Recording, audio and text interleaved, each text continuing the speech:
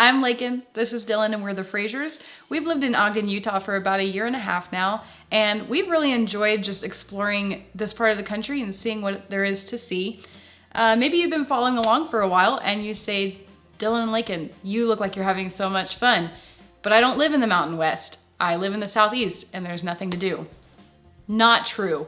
Fun fact about us, we actually both grew up in the Southeast, and we spent years exploring everything there is to see there, and there's so much great stuff. So in this video, we're going to show you our top 3 places for a good overlanding adventure in the Southeast. Yeah, so our actual top 3 places are going to be places that we've been to before, but we'll also have a couple honorable mentions of places thrown in there that maybe we haven't exactly been to, but we've heard some good things about, and it's worth mentioning nonetheless. All right. Number 3 on the list is going to be the Jocassee Gorges Wilderness Area, which is actually in the state of South Carolina. So this area is going to be on the northern end of the state, actually really close to North Carolina, and in fact some of it might even bleed into the state of North Carolina, but this place sticks out to me, one, because it's not a very well-known area. In fact, I feel kind of terrible revealing this in this video, but this is a great place to go. To kind of escape the crowds a little bit.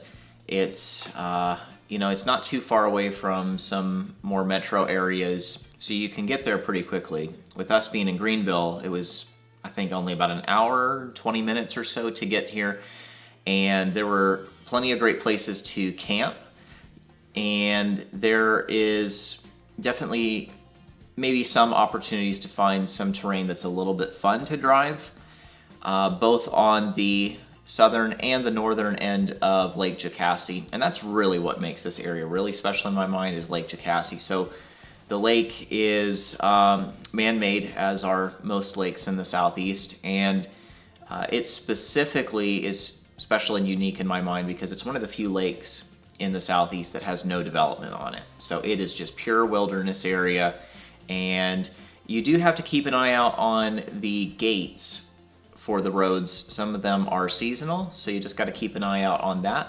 But for the most part, it functions pretty much like national forest land, and you're just free to go enjoy yourself.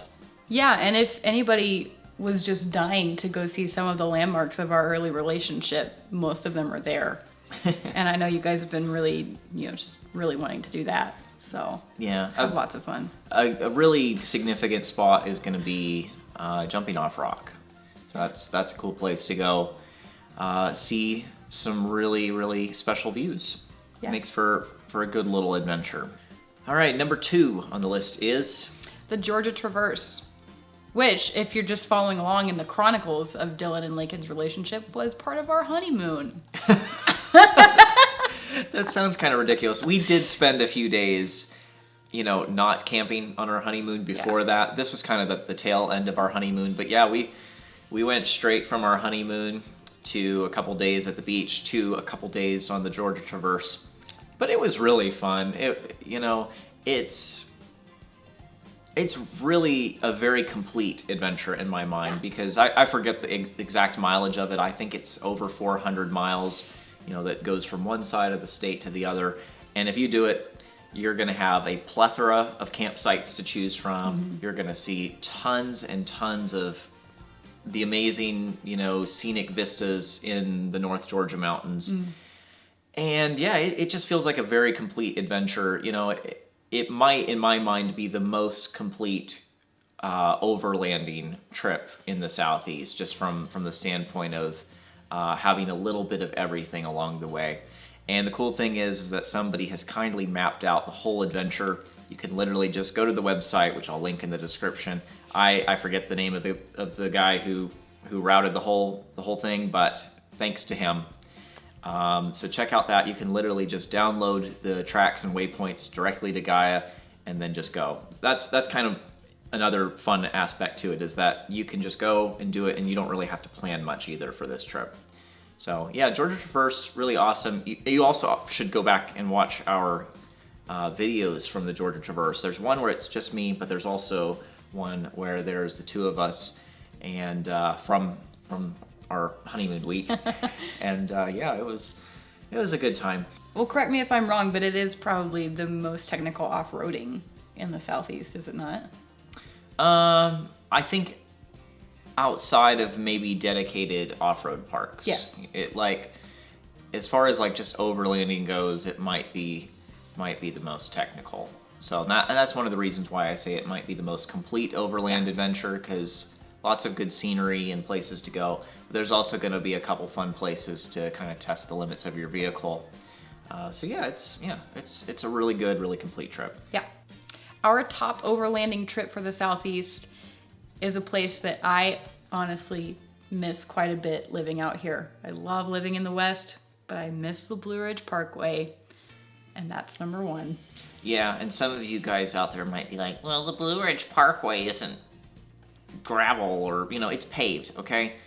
But guess what? There's no rule in overlanding that says the routes you go can't be paved, But the really cool thing about the Blue Ridge Parkway in my mind is the fact that there are so many little side adventures. So you could easily take the Parkway as your primary route and find little mini overlanding excursions along the way. In my mind, one of the biggest one that sticks out to me is going to be Linville Gorge. Mm-hmm. So that's a couple miles of a detour away from the Parkway. But it's really fun, and if you do want to, get your tires dirty and actually, drive some forest roads, there's plenty of places to do that. Tons of places to camp there on Old Highway 105. That was one of my favorite places to visit when we lived in the Southeast. It was a little bit of a far drive from where we were specifically, but man, it was worth it any time we did. Yeah. Place does get a little bit crowded on the weekends or on holidays. But the more you spread out from the Parkway, the more places you'll find along the way for sure. Yep. I would definitely recommend, if you can just take a few days off work, drive the Parkway from top to bottom. It definitely gets a lot more dramatic and interesting once you get into North Carolina, but the views in Virginia are just lovely as well. And it's just a cool thing to be able to say you've done. Mm-hmm. I have. Have you? I've definitely driven all of the Parkway in North Carolina. I can't speak for Virginia, though. And that's one thing I'll point out is that, in my mind, just in my humble opinion, I think that the Blue Ridge Parkway from Asheville south has to be the most beautiful drive you can do in the Southeast. I don't think I've seen any drive in the Southeast more scenic than that. And it just goes for miles and miles and miles. Yep. And the Blue Ridge Parkway itself is National Park Service, and it doesn't allow camping on the Parkway. So you will, if you're gonna, plan to camp and do like free dispersed camping, which is typical with overlanding, then you're gonna need to plot out your stops and get off the Parkway. But once again, I'll go back to the fact that there's so many places you can drive off the Parkway and be on forest land in just a few miles. So. Yep. If you've got the time, I would also tack on, once you get down into Cherokee, going up Highway 441 through the Great Smoky Mountains National Park. It's just an absolutely gorgeous drive, and there's so much to see. Honestly, it's like a little mini parkway in itself. There's so much to see off the sides of it as you drive north through the park. So check that out too. Okay, I think we should do some honorable mentions. I'll go ahead and start with the Daniel Boone. I always want to say backcountry discovery route. That's not what it is. Whatever it is. The Backwoods Byway. Backwoods Byway, okay? Overlanding route in Kentucky. I have not, unfortunately, explored a lot of Kentucky, but I've heard great things. I think that would be pretty similar to the Georgia Traverse, except Kentucky, obviously. But I've also heard that route can be a little bit technical in some places. It might even be more technical than the Traverse. I don't know exactly. You should check out Cottywomple Overland on YouTube. They have a pretty cool channel. They've got some very long and extensive videos of overlanding through Kentucky, so I'll put a link for them in the description. You should check them out if you want to learn more about that. All right, honorable mention number 2, and this one is a little bit more esoteric because you're kind of going to plan your own route. But one of my favorite trips that my friend and I did was a waterfall circuit through Southwest Virginia. And we basically just picked a handful of waterfalls that we wanted to go see and made a circle out of it. And honestly, there's so many waterfalls in Southwest Virginia, Northeast Tennessee, and Western North Carolina that you could plan a trip for weeks. You know? So pick out a handful and just make a circle out of it. Super fun. I would second that by saying that pretty much all of Southwest Virginia and Eastern Tennessee is kind of an undiscovered gem a lot of times. Yes. We have a video from Jefferson National Forest in Southwest Virginia, but Lakin specifically grew up in Eastern Tennessee, and there's so many great places to explore on National Forest land there too. So yeah, not exactly any specific routes there, but if you get on Gaia and you kind of look around at the forest roads in the area, I'm sure you could find a great route.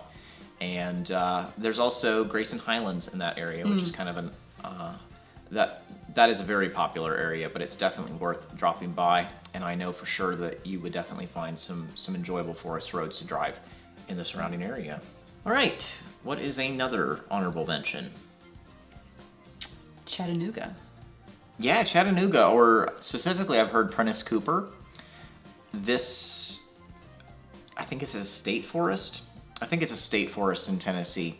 I can't remember the exact land management, but that definitely is a place that I've heard good things about. And I believe that there are some more technical routes to do some more off-roading. That might start to bleed more into the off-road park territory, even though it's not like a private park. It is, it is publicly owned land still. But I believe that you would find maybe a little bit more technical terrain there to kind of test your vehicle and have some fun there. But also the Chattanooga area is just a great place to explore overall. And yeah, I don't think you would be disappointed if you made a trip out of that. And with that, I would mention Scenic City Adventures is a YouTube channel that he's actually based out of Chattanooga, and he's got a great channel, so I would check out that if you want to learn more about that area. All right, and I think for our final honorable mention, we would be remiss to not mention Talladega National Forest in Alabama. So neither of us have been there. No, I've never even been anywhere near it. I mean, I lived in the state right next door to Alabama, but I think I only drove through Alabama, which is kind of unfortunate because I've heard great things about Talladega. And it also kind of strikes me, based on what I know about it, it strikes me as being a really good mix of a lot of different things. If you want to have some fun driving forest roads, do a little bit of technical stuff, have some fun camping, and also see some good scenery. It seems like it's a good, complete adventure with diverse types of fun along the way. So, okay, we hope that you were inspired and that you have some fresh ideas for if you are looking to go overlanding in the Southeast.